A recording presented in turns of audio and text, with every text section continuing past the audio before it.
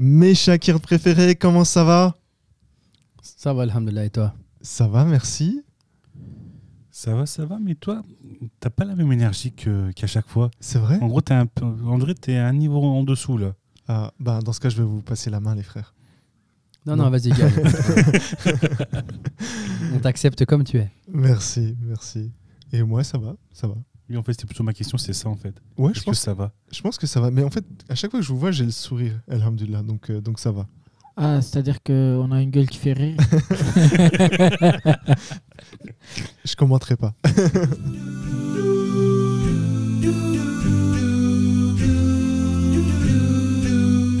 Alors, mes frères, la dernière fois, nous avons échangé autour des colocations, de nos différentes expériences étudiantes. On s'est raconté un peu des anecdotes. On a parlé d'une expression gardien de la cuisine. Je sais pas si vous vous en rappelez. C'était assez marrant. Et puis là, si vous voulez bien, on continue encore sur ce sujet-là. Mais pas avec la même équipe. Mais pas avec la même équipe, bien évidemment, avec de nouvelles personnes pour avoir de nouvelles idées, de nouveaux sujets, de nouveaux exemples. Donc là, mes frères, est-ce que vous étiez en colocation pendant vos années d'études? On va commencer par ça tout d'abord. Oui, effectivement. Moi, après le lycée, c'est-à-dire certaines personnes, on va les inviter à être en colocation avec des arguments pour dire que c'est mieux, etc. On va leur dire, viens, on propose de venir avec nous en colocation parce qu'au final, il faut remplir l'appartement pour pouvoir pour que ce soit viable économiquement.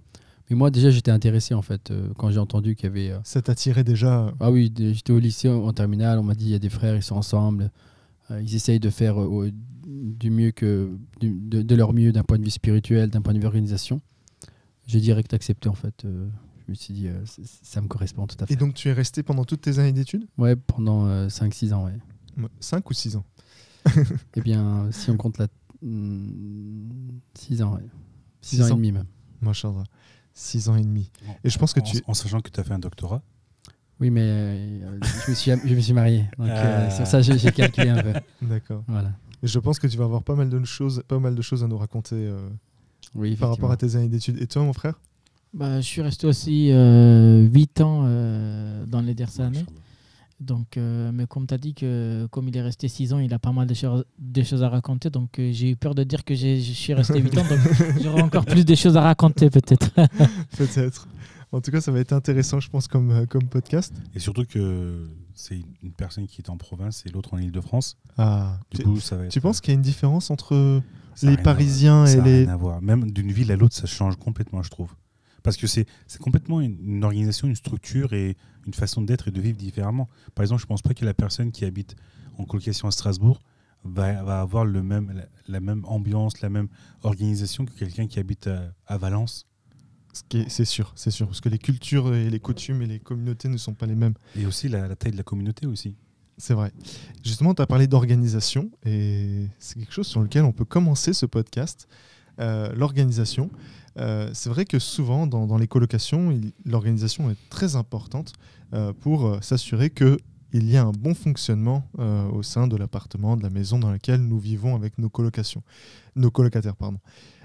Est-ce que vous avez des différentes anecdotes à nous raconter à ce sujet-là? Je vois le frère, ça y est, il est prêt à réagir.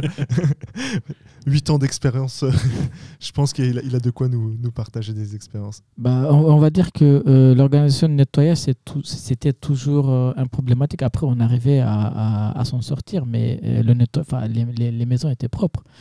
Mais surtout la vaisselle, etc. Donc, c'était problématique.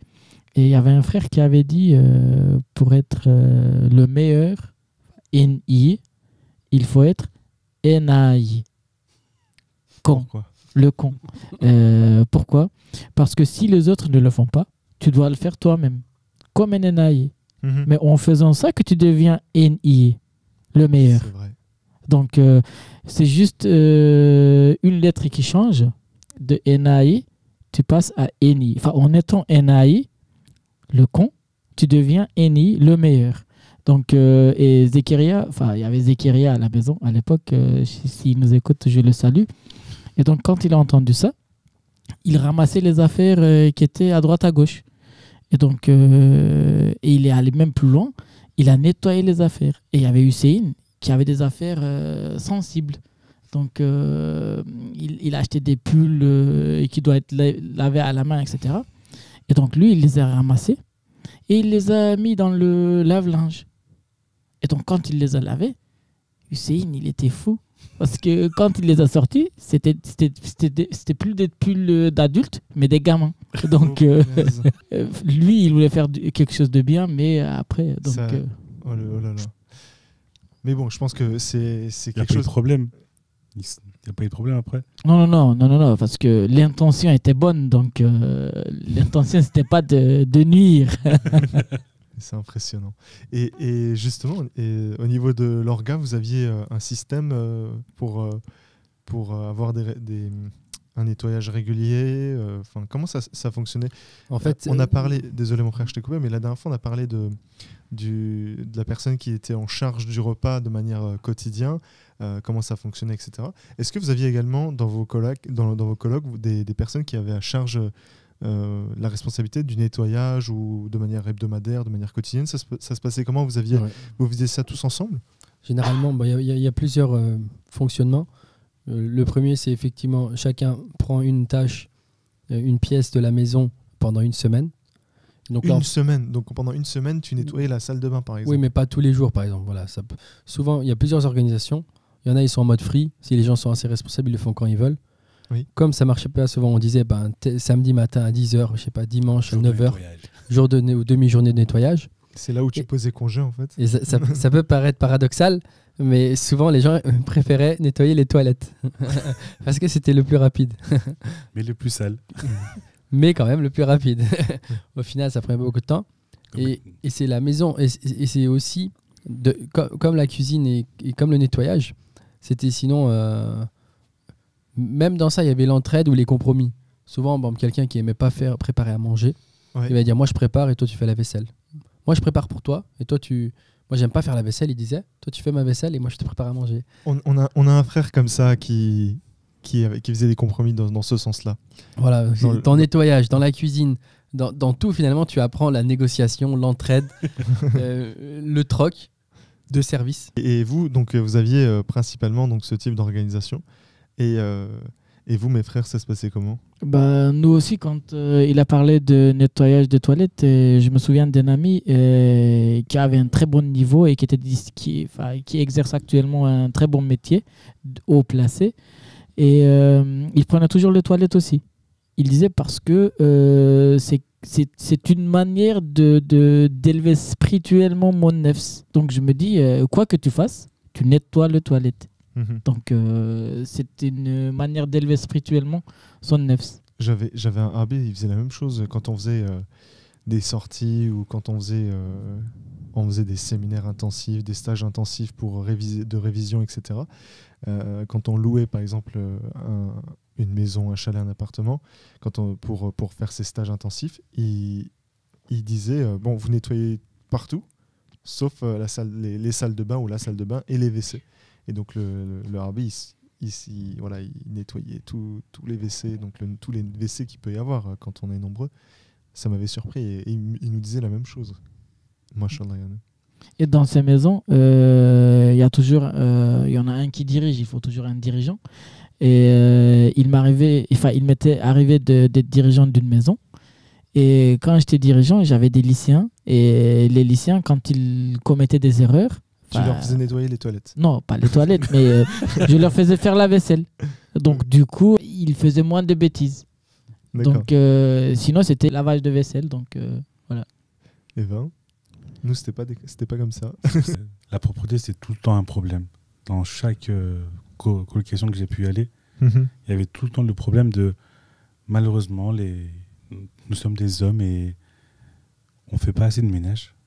Et généralement, quand on faisait des demi-matinées de demi-journée de nettoyage, c'était nettoyé, mais c'était superficiel généralement.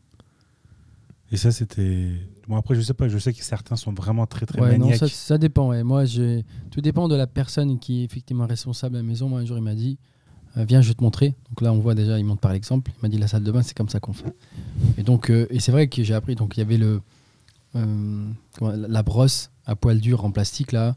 Tac, on frotte bien. Et vraiment, il m'avait bien montré toutes les étapes. Et au final, c'est vrai que c'est une leçon de vie parce qu'après, Avant ça, reste. j'avais pas vraiment fait, je faisais superficiel justement. Et donc, quand il montre l'exemple, il prend le temps à chacun de montrer. Imaginez, oui, il y a 3-4 personnes, il va faire ça pour chaque personne et pour chaque endroit. Mais au final, après, ça marche. Est-ce que c'est bien. pas un exemple pour notre vie Oui, c'est ce que je dis, quotidienne, pour notre quotidienne, pour l'avenir. pour Plus tard. les personnes entre guillemets novices, de montrer on a un stagiaire, on a un jeune frère ou une jeune sœur, on doit lui montrer un exemple pour une tâche. Et est-ce que ça ne devrait pas être un exemple pour nous de bien montrer? Et puis après, bon, voilà, ça se passe de cette façon. Maintenant, la balle est dans ton camp. Quand tu dis ça, je me suis souvenu d'un ami qui était nouvel arrivant. Donc, nous, on essayait de lui montrer l'exemple et parce qu'il ne connaissait pas trop l'organisation, le mouvement, etc. Donc, on lui montrait l'exemple. On lui disait que toujours la maison doit être entretenue, propre, donc le salon rangé, etc. Et lui, il était un petit peu large. Donc, c'était un étudiant Erasmus. Et donc, pour lui, une maison étudiante, ça peut être pas propre, pas organisé, pas rangé. Donc, c'était même la règle de non-organisation d'une maison étudiante, tu vois, pour lui. Donc, et nous, on organisait tout le temps. Et lui, quand les gens ils venaient nous rendre visite, comme ça, de façon manière spontanée, oui. et lui, il disait, bah, excusez-nous, c'est la maison étudiante. Alors que ça devrait être contraire pour nous. Donc, et ça, c'était assez marrant. À chaque fois, il faisait ça. Et lui, il ne rangeait pas. À la fin, il était discipliné, peut-être Vers la fin, oui. À la fin, oui. C'est pas lui qui vous a changé, c'est vous qui l'avez changé. Bah oui, c'était obligé. Tant mieux. Après, ce qui était bien, c'est que dès que tu prenais un lieu, par exemple la salle de bain, nous, ce qu'on faisait, c'est on tournait tous les mois. Pas toutes les semaines, tous les mois pour que la personne apprenne à nettoyer ce lieu-là. Ah non, on changeait hebdomadairement. En fait, hebdomadairement, après, ça va trop vite, c'est trop simple et tout. C'est pour ça que nous, on faisait... Les gens avec qui je restais, ils n'aimaient pas nettoyer plusieurs fois. Ils trouvaient que c'était injuste de nettoyer, par exemple, la cuisine pendant plusieurs semaines ou les salles de bain. Nous, la cuisine, on mettait 2 personnes parce que c'était plus grand que les autres lieux. Et c'était plus difficile parce que on avait un ami qui était vraiment très, très... Le genre de maniaque qui fait que toutes les fourchettes doivent être linéaires aussi. C'est pas rangé au même endroit, c'est linéaire. Avec toutes les cuillères linéaires aussi. En gros, bien les uns sur les autres et tout. Et du coup, lui, ce qu'il faisait quand il nettoyait la cuisine, c'est limite, il enlevait toutes les casseroles, tous les trucs, il nettoyait vraiment bien l'intérieur, bien le frigo, il vidait tout le frigo, il nettoyait bien tous les étages, tout. Et lui, c'était vraiment... Lui, à Tetris, il devrait être super fort. Hein. Et surtout que moi, je faisais moins attention que lui, on va dire. Ouais. Et tu vois, à chaque fois, on s'engueulait pour ça. Et heureusement que vous ne nettoyez pas ensemble. Non, c'est pour ça que moi, je prenais les toilettes, généralement. J'avais besoin de m'élever spirituellement. Et justement, en parlant d'organisation, est-ce qu'il y avait d'autres sujets comme ça qui nécessitaient une organisation dans la maison? Moi, je me rappelle qu'on essayait aussi de faire des moments de lecture imposés à tout le monde dans la maison, dans la colocation dans laquelle j'étais, où on se fixait des objectifs et on essayait de les atteindre de manière hebdomadaire, de manière mensuelle ou annuelle, de finir par exemple un livre par mois ou 2 livres par mois ou ce genre de choses. Est-ce que vous avez... Avant de passer au côté spirituel, il y avait aussi le programme de la maison. Oui, justement, ça en faisait partie. C'est de ça que découlait après toutes les différentes parties qu'on faisait, quoi. Après, ça dépendait aussi de chaque colocation et de chaque des étudiants qui vivent dans la colocation, quoi.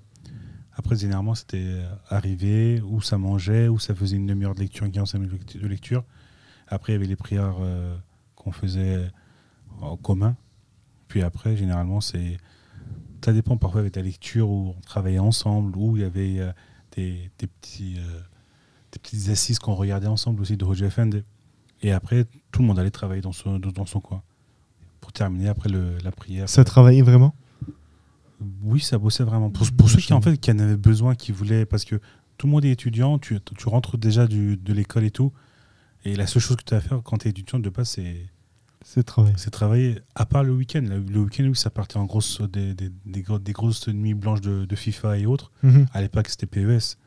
Parce que PES. FIFA, c'était pas la mode. Je sais pas si la génération nouvelle qui nous écoute saura ce que c'est PES, Pro Evolution Soccer. C'est ça. À l'époque, je crois même que PES 5, 6. Sur la Play 2, Oui. Play 2. Là, il y a la Play 5, c'est ça? Play 5. Impressionnant. Impressionnant. Et par rapport à vous, mes frères, les programmes Ouais, quotidiens. c'était pareil. C'est-à-dire, déjà, les prières. Les prières en commun, il n'y avait pas trop de soucis. Il y en a, ils essayaient de le faire rapidement seuls, par exemple, après être tranquille. Mais si l'évocation en commun, donc Tespéat, ça c'était plus ou moins difficile en fonction du moment, parce qu'on essayait de faire surtout pour la dernière prière. Mais tu sais, moi, personnellement, j'ai appris à apprécier les invocations et tout type de Tespéat grâce à la coloc. Oui, le rythme, le fait de le faire ensemble, l'ambiance. Après coup, on se rend compte que c'était une grande bénédiction de pouvoir le faire. Par rapport à ça, je vais juste faire une petite parenthèse. Généralement, le matin, c'était assez difficile pour tout le monde, pour la prière du matin. Ouais. Et là, on voyait, nous, on essayait aussi de faire le Tespéat à la prière de soir. Et du coup, c'était vraiment, tu voyais les gens, ils sont en moitié endormis, ils sont en train de bailler, et t'as le Tespéat d'Allah. Et c'est vraiment, c'était une image assez... Où le Habib, au bout d'un moment, il en avait marre, il fait « Vas-y, va dormir, toi ». Ouais, le matin, c'est déjà se lever, il y en a, ils ont plus ou moins du mal à se lever. Hein. Ça dépend des personnes, en fait. Le nef, c'est les puissants. Le nef, c'est l'habitude, je pense. Il y en a, voilà, ils ont plus de mal à se lever. Et effectivement, voilà, le programme du soir, on déterminait. Pour la lecture, ce que j'allais dire, c'est c'est pareil, il y a plusieurs modes. Et avec le temps, on apprend à s'adapter. Moi, il y a un moment où c'était juste lecture seule. Mais là, les gens, c'est pareil, ils peuvent lire ou pas lire un peu, ou rêvasser. Alors nous, ce qu'on faisait, ce qu'on essayait de faire, c'était lire et résumer en 3-4 phrases qu'on a lues. Et ça, c'est puissant. Hein. C'est-à-dire ça, forcément, les gens lisent avec une meilleure attention. Et si cet exercice est répété, là, les gens vraiment progressent, en fait. Après, c'est pas évident de motiver tout le monde. C'est-à-dire que là, on a le rôle que tu as, toi, d'animer. Dans ce cas-là, il faut poser la question, qu'est-ce que tu as lu, qu'est-ce que tu en penses. Mais c'est très bénéfique, si on arrive à le faire. Quand vous parlez de se réveiller le matin et faire les invocations ensemble, je me rappelle d'une fois où un étudiant de OJFND, la personne était restée dans la résidence où OJFND était directeur. Et donc, il était venu une fois à notre maison et il s'est réveillé pour Tahajjud. Et nous aussi, on s'est réveillé avec lui. Il a fait en sorte qu'on se réveille pour le Tahajjud. Et donc, on s'est réveillé. On a fait le Tahajjud ensemble. Et après, il a dit, est-ce que je peux lire Yassine? Il a lu Surat Yassine. Et ensuite, c'était le moment de la prière du matin. On a fait la prière du matin ensemble, les invocations. Et après, il a pris le Risaleh. Tout le monde attendait que ça se termine, tu vois. Et donc, les invocations ensemble, il a pris les Risaleh. Et il a lu une partie de Risaleh. Et après, quand il a fini, il a dit c'est qui le gardien d'aujourd'hui pour le petit-déj? Et donc, parce qu'il fallait préparer le petit-déj pour les étudiants qui vont partir à l'école. Et donc, nous, on ne prenait pas le petit-déj quand on allait à l'école. Donc, c'était assez marrant. Ça, c'était vraiment une fracture, en fait, le petit déjeuner. Exactement, j'allais rebondir aussi. Il y avait deux écoles là-dessus. En fait, c'est surtout l'école des Arabes qui viennent de Turquie, et aussi ceux qui le faisaient chez eux aussi, et aussi l'école céréales ou café croissant qui le fait rapidement. Tout ça, on entend l'expression couchiémé, nourriture pour oiseaux. C'est ça, les Arabes, c'est ça. Vous n'allez pas manger ça. Mais du coup, c'était vraiment un dilemme. Au début, nous, on arrivait quand même on réussissait à le faire, le petit déjeuner. Mais vraiment, quand on dit petit déjeuner, je me rappelle, il y avait un Arabe, tous les matins, il allait à la boulangerie. Non. Et il achetait le pain. Et en plus de ça, il achetait les viennoises aux pépites de chocolat. Il achetait ça, il le coupait vraiment en morceaux, il le ramenait à tout le monde comme ça. Et il préparait un bête de petit déjeuner, quoi. Mais pour pouvoir faire ça, nous on est avec les personnes avec qui je restais, on n'arrivait pas à organiser ça parce qu'on partait tous à des horaires différents et on s'était dit peu importe que tu commences à 10h ou à 11h ou à 9h, tu viens quand même au petit-déj à 7h du matin par exemple. Mais ça c'était dur quand même à organiser. En fait, le truc c'est que si tu programmes en fait ta vie, ta journée par rapport à ça, en gros, de toute façon, généralement quand tu es étudiant, il faut que tu travailles. Du coup, quand tu te réveilles, il faut que tu programmes. Tous les jours, je me réveille à 7h et je dors pas jusqu'à 10h midi, même si j'ai pas cours, quoi. Tous les matins, tu es réveillé, tu travailles, en gros, même si tu vas pas à l'école, tu te lèves pour ou lire ou travailler, quoi. Impressionnant. Impressionnant. Donc justement, ces décisions-là, donc d'organiser le petit déjeuner, ces décisions donc d'organiser également les journées de nettoyage ou les responsabilités de nettoyage ou le gardien de la cuisine, Nebetche, ça se prenait en tant que décision lors des istishara, lors des soirées de consultation. Et à ce sujet-là, mes frères, est-ce que vous avez des anecdotes à nous partager ce soir ? Je dis ce soir parce que nous enregistrons le soir. Déjà, en fait, quel jour vous faisiez? Parce que moi, ça changeait trop par rapport aux maisons. Dimanche soir, si tout le monde rentre à temps. Sinon, le lundi soir? Ouais. Pareil. Nous, on avait le même principe. Si tout le monde était rentré, c'était le dimanche soir. Et sinon, le lundi. Souvent, c'était le lundi. Nous, on essayait vraiment de le faire dimanche soir pour qu'on puisse commencer la semaine avec cet élan-là. D'accord. Mais généralement, c'était tout le temps... On avait la problématique le gars qui laisse ses révisions ou ces trucs-là au dernier moment. D'accord. De toute façon, généralement, vu que tout le monde rentrait le dimanche soir parce que le lundi matin il y avait cours. Nous, on n'avait pas trop ça. En fait, tout dépend d'où viennent les étudiants, quoi. Ceux qui habitent proches, ils y vont plus souvent, donc ils peuvent venir plus tard. Ceux qui habitent loin, ils rentrent moins souvent. C'était souvent ceux qui venaient de loin qui venaient le dimanche et ceux qui habitaient proches qui venaient le lundi. Ouais. Et du coup, lundi. Et vous, mon frère?